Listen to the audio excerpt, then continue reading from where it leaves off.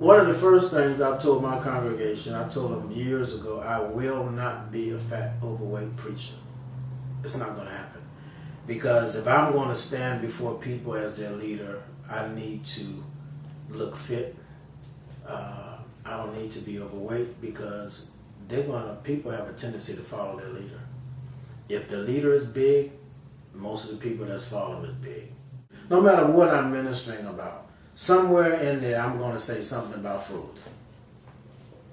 Because it's just that important to me, to make sure that I tell them all the time, there's no need of me passing on knowledge, spiritual knowledge to you to help you to be a better person, help you to live on another level of life above all the pettiness and all the mess, and then you go home and you killing yourself when you leave here. I said, I pour all this into you and then you die on me. It would be a waste. So that's the kind of way I talk to them and let them know you need to think about your health, do something about your health. And I tell them, I know you get tired of me talking about it, but only way you're going to not hear me talk about it, you have to leave and go to another church. Because I love you and I care about your health as well as your spirituality. One young lady came to us. She was on two type of insulin shots. High blood pressure, just you name it, she had it. And so I told her what Feline told me. I said, this is what you need to eat. I said, just do this for 30 days and see what happens. And she did it. And she came back about 2 months later. Her A1C was 13 something. And she came back about 2 months later and she said, my A1C is 8 something.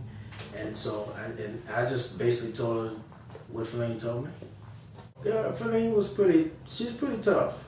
And but I like it. Some people maybe can't handle that, but I like people just be real with me, and tell me what you ain't doing and what you need to do, and it makes me leave out of here and say, okay, next time I take blood work, I'm not gonna get that lecture next time.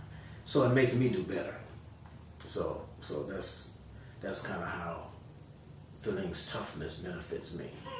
It probably took me a good 2 years to feel like I was in control, because I had the habits that I had. I didn't think they were all that terrible, but when Feline started telling me what the coffee do to me and the soy, because I was getting lattes with soy instead of milk, because I knew milk wasn't any good for me. But then she took me off the soy, she took me off the coffee. Those were the difficult things for me. The food wasn't a real deal. It was the little things. Because I tell my wife all the time, I said, well, I don't do anything else. I at least need to be able to enjoy a coffee. But 1 cup of coffee could send me back 2 or 3 days. If I'm in a good place, then I digress 2 or 3 days to get back to that place. And it's kind of not worth it. The diabetes is pretty much under control. My last test was 5.8 on my A1C. And I tell you another thing. I was thinking about this on the way. The other thing, not just physically, but when something is not right and my liver enzyme maybe crawled up a little bit, and the doctors are all nervous and they're scared the hell out of me, I come in Feline's office and she said, and she makes me feel so good. And then I'm not, tripping off of that anymore. Because the doctors, that's why I don't like to go to them. I know they have a place in society, but, they scare you half to death. You go to take your blood pressure and your blood pressure is up because you're there with them. But Feline has a way of helping emotionally. Because sometimes, depending on what's going on, I'd be a little nervous about it. But she told me that she's going to keep me alive, so. Yeah, but I like the emotional part too. I tell my wife all the time, I say I go to Feline because she said, my wife said, why are you worried about that?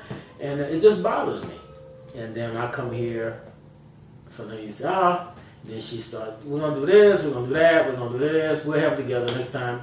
And then I feel so much better about it. I mean, it's because the doctors don't give me any hope, and Feline gives you hope.